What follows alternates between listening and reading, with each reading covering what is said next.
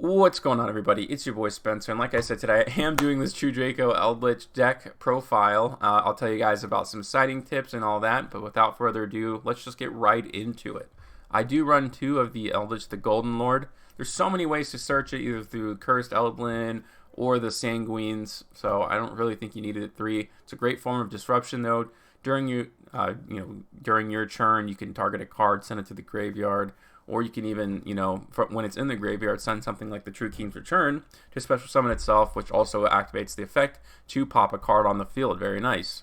You're going to run the one Draco Fighter, of course, at 1. Hopefully this can come off at 2. That'd be really great. I'd love to trade out one of these Draco Warriors for a Draco Fighter, but yeah, I do run the Draco Warrior at 3, and also the True Draco Caster at 3 as well.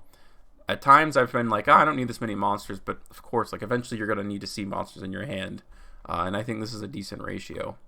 I run Pantheism of the Monarchs at 3. I have a very low count of actual cards for this to match up with.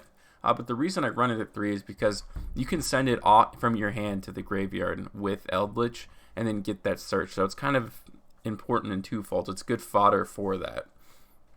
Every True Draco deck, I'm sure, runs Card of Demise, and I don't think I did before, but I certainly do now. It's much more spell and trap heavy than I think I did previously. Pot of Duality is probably another new card. I don't think I featured this in my last deck profile. This is why I'm able to run so many of these cards at 2, because this kind of ties it together. And if you have all these at 3, then you're just increasing your chances of bricking off a Pot of Duality, which is never truly a brick, but you get what I'm trying to say here. 2 Cursed Eldlins, it's a decent ratio. Look, you can probably see I have Solemn Judgments here at the end, so if you want to take out all 3 of these, put in another Monarch's Erupt, put in another Domain of the True Monarchs, put another Cursed Eldlin, you can. I just think you need a little bit more disruption during your opponent's turn, because the Monarch Eldritch side, the monsters are the disruption. It's the trap cards. So that's, and they can get rid of cards like Red Eyes Dark Dragoon and Monarchs, so you can shuffle cards back, but you can't do that here. So sometimes you need last minute things, and also being that this is even more spell and trap heavy, you're gonna have to find a way to protect them. So that's why I run a lot of these cards at 2, like True Draco Heritage. This is also your spell and trap removal. Also, it's a pretty decent draw engine, along with the Draconic Diagram and the 2 Domain of the Monarchs. Domain of the True Monarchs, excuse me, to lock your opponent out of the extra deck. You can always take these out. I've seen plenty of Monarch builds, actually, that just run these at 3 and don't run this at all, but come on, I mean, locking your opponent out is just so insanely good, and so many cards are banned because of it.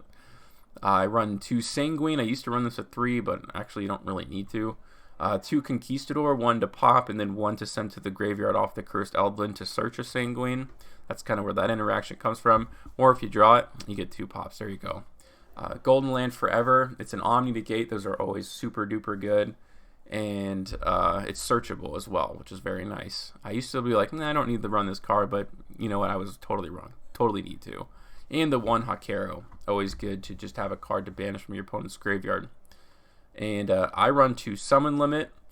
Maybe you want to run 2 Solemn Judgment and 3 Summon Limit. I'm not sure. It's pretty searchable with a lot of these cards, right? You're going to be drawing constantly in this deck. So that's why I run it at that ratio. 2 True King's Return and 2 True Draco Apocalypse. Great monster pops. This is a Monster Reborn. And this actually helps, reduce all the attack and defense on the field as well. It's disruption during your opponent's turn if you do decide to tribute summon with it and use the effect. And the 2 Monarchs Erupt are going to be here, and like I've been mentioning throughout the video, the 3 Solemn Judgment. So this is what I take going into any matchup, and as you saw in the gameplay video, if you haven't, I would go check that out first, where I would say immediately after this video, I broke a 7 disruption board with this here, the main deck. And so that's how powerful it can be, but if you really are are worried about going second, this is your kind of your slots is the 3 Solemn and the 2 Summon Limit, because if you're playing a combo deck, well, Summon Limit's not really going to do much for you after the first turn, because they're probably going to be pretty established. So in those 5 spots, you can put Nibiru's, you can put Lancias, you can put Droll and Lockbirds. I have a Raigeki here, 3 Lightning Storm, and 2 Dark Hole. Maybe you want to put Evenly Matched, I'm not sure, especially because Lightning Storm is just so expensive. But until Cursed Eldlin becomes affordable, obviously this deck is not budget at all. But when this comes like $10, I think this entire deck will cost like $50, if that, because Sanguines and Conquistadors and all of these are very affordable.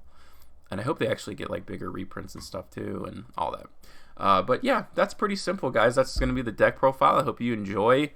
This is certainly one of my favorite decks, and something that I'll be monitoring closely to take with me to locals when that finally does happen. But other than that, that's going to do it for today's video, and I'll see you guys next time.